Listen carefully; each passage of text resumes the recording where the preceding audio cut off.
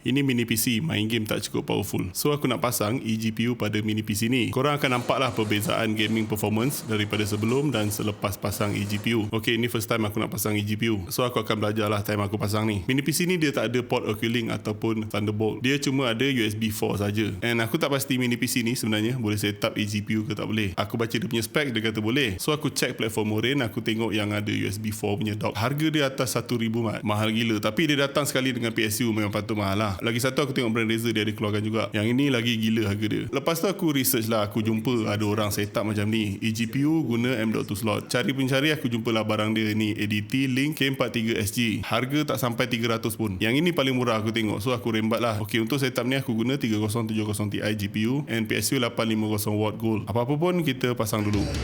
Only getting started when it's midnight, keeping it tight. If a nigga wanna go to war, it can get dark, but we stay bright. Coming like a night, it's on sight. Ever touch my sleeve? Niggas around there wanna disagree when it's clear that I'm speaking facts. Man like me, you know I'm proactive. Never gonna stop till I see the big man's on flats. Hop on the front door, it's like midnight.